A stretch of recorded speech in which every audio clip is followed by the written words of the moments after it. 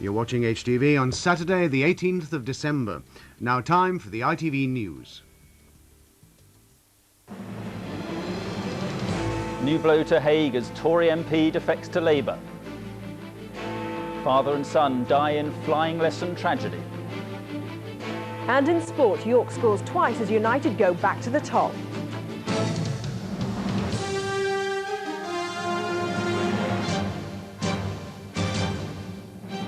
From ITN, the ITV Weekend News and Sport with Mark Austin and Gabby Yoram. Good evening. The Conservative Party suffered another major blow today when the former frontbencher Sean Woodward defected to Labour. In a letter to William Hague, Mr Woodward said he was quitting the party because he could no longer support what he called its increasingly right-wing policies. The details from John Draper. Sean Woodward, here with his wife Camilla today, has dealt the Tory party he once served so loyally a body blow. The former Conservative whiz kid said he was joining Labour because the Tories were now too right-wing.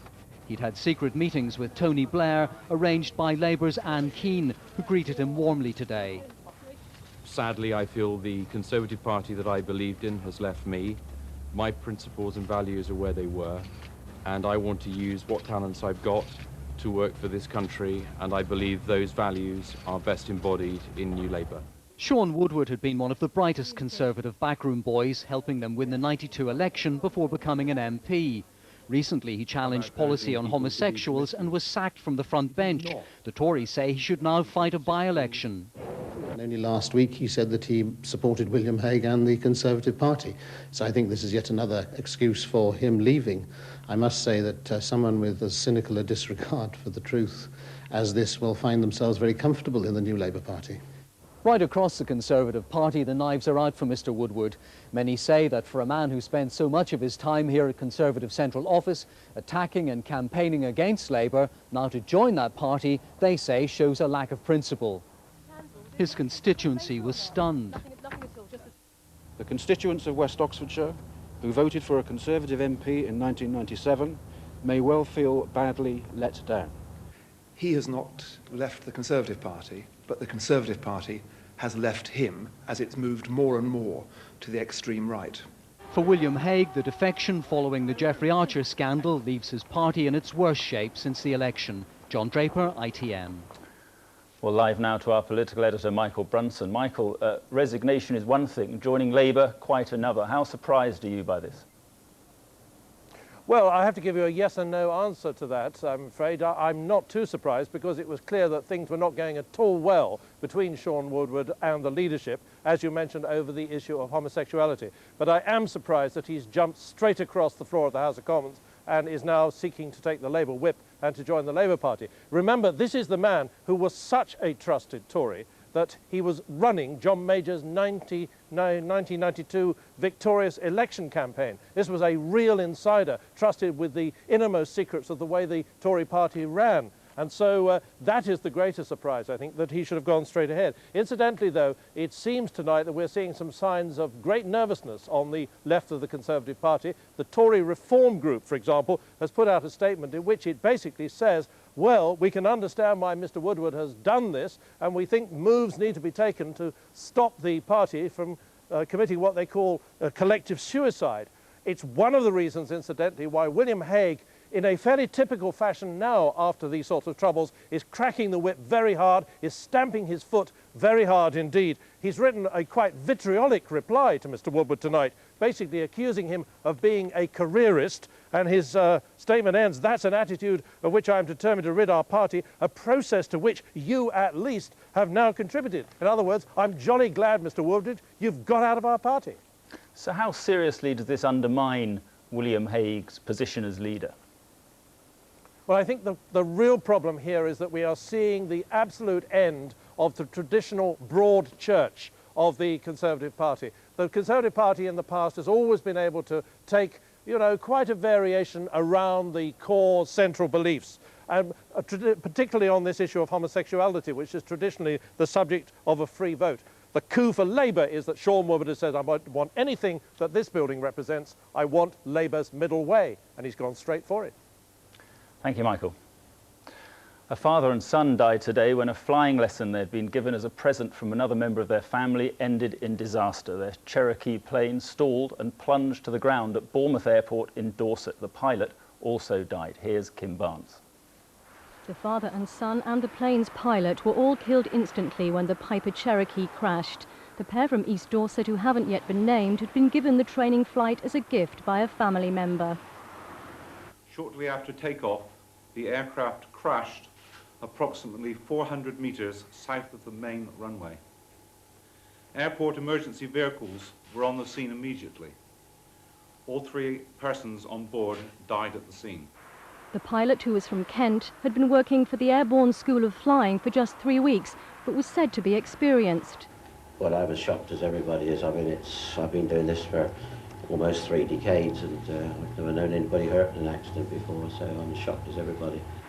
The plane had taken off normally for what should have been a 40-minute flight, but eyewitnesses say it banked steeply just seconds later before crashing close to a main road next to the airport. The Air Accident Investigation Bureau has launched a full inquiry into the crash. Kim Barnes, ITN. The government is being accused today of making a U-turn in its policy on cars. The Transport Minister, Lord MacDonald, said he would concentrate on reducing pollution and making cars more affordable. It marks a shift away from the previous policy to try to cut the number of vehicles on the roads. French police are carrying out a nationwide manhunt for the suspected serial killer wanted over the murder of British student Isabel Peake. Saeed Ahmed Razala is now being linked to the deaths of 3 women after the body of a 20-year-old was found at his flat. Here's Helen Wright. The young woman's body was found in the coal cellar of this house in Amiens last night. It was rented by Saeed Ahmed Razala, already the prime suspect in the murder of Isabel Peake and a young Frenchwoman.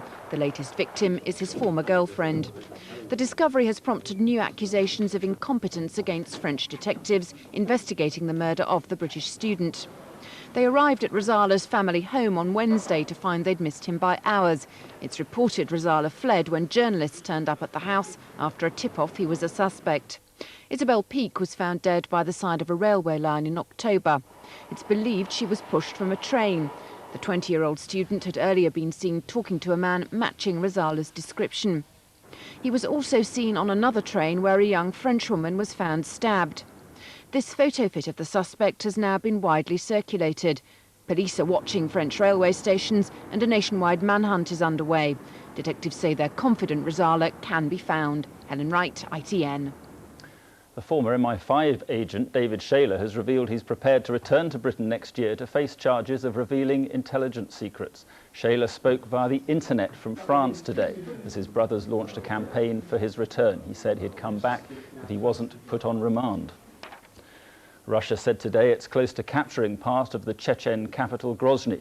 It follows another day of heavy bombardment by its forces. Fighting is raging on several fronts around the city. From Chechnya, Mark Webster has the latest.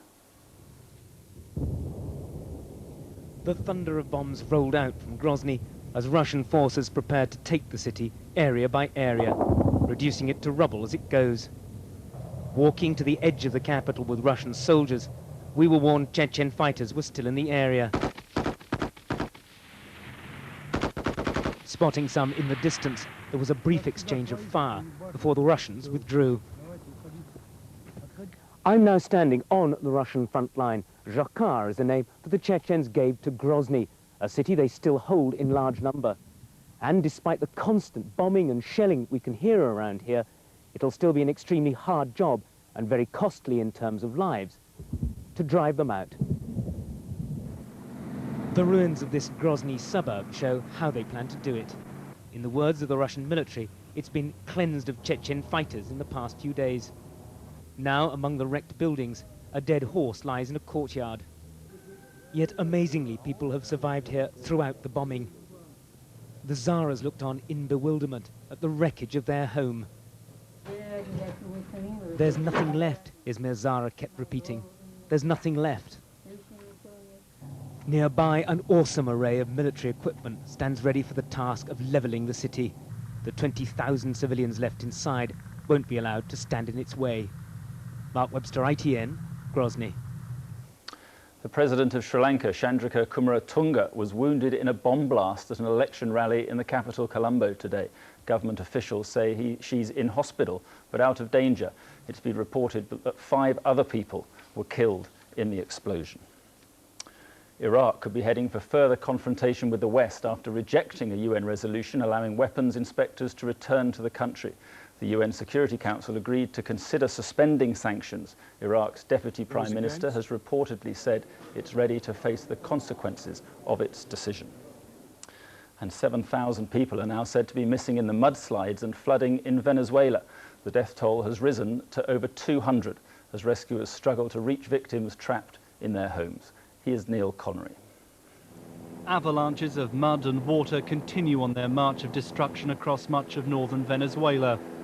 Thousands of homes along rivers and shorelines have disappeared. The sea of mud and debris has already claimed more than 200 lives. 7,000 remain missing. In the most remote regions, those who have survived fight a desperate battle to board rescue helicopters.